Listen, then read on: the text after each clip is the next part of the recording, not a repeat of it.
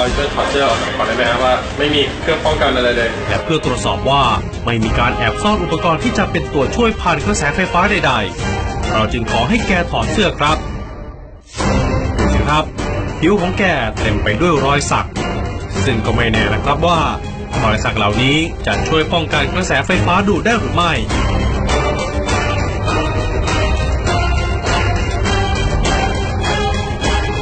แต่ที่แน่ๆก็คือตอนนี้ในตัวของลุงดาวลอยไม่มีอุปกรณ์ป้องกันแต่อย่างใดครับ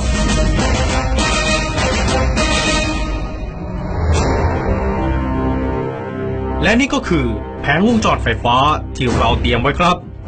มาตรวจสอบให้เห็นกันไปเลยนะครับว่าไฟบ้านที่มีกำลังราว220โวลต์นี้สามารถชาร์จมือถือได้อย่างปกติครับผู้ชมจับตาดูจังหวะนี้ให้ดีครับลุงดาวลอยแกจะใช้มือเปล่าทั้งสองข้างจับไปที่โลหะซึ่งเป็นฉนวนนำกระแสไฟฟ้าครับสิ่งที่จะเกิดขึ้นก็คือกระแสไฟฟ้าไหลผ่านตัวแกทันทีครับ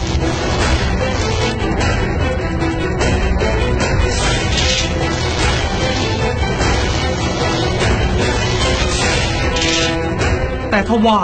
เมื่อนำสายไฟมาลองแตะแทนมือเปล่าทั้งสองขั้วก็ทำให้เกิดแสงสว่างที่หลอดไฟอย่างชัดเจนครับ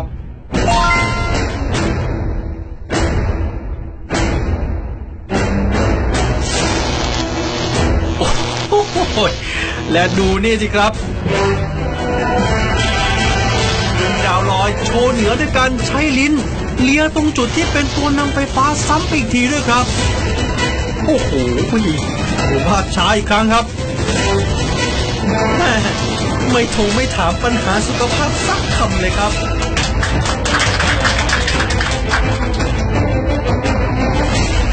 และเพื่อให้คุณผู้ชมเห็นภาพความหวาดเสียวมากขึ้นเราจะนำลวดไฟฟ้าซึ่งเป็นฉนวนวัตถุนำกระแสไฟฟ้าอย่างดีพันรอบตัวลุงดาวลอยในขณะที่สีหน้าแกดูมั่นใจมากแต่สีหน้าของทีมงานของเรากลับมีแต่ความกังวลครับ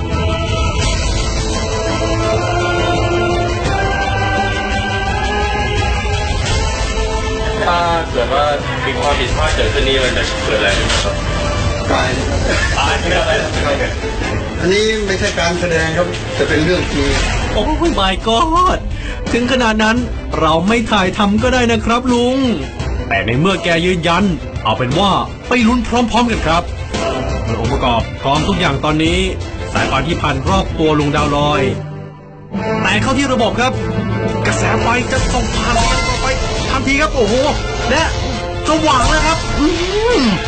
ไม่น่าเชื่อครับแต่ว่ามันเกิดขึ้นแล้วครับผมที่นี่ครับรายการกระบี่มือหนึ่ง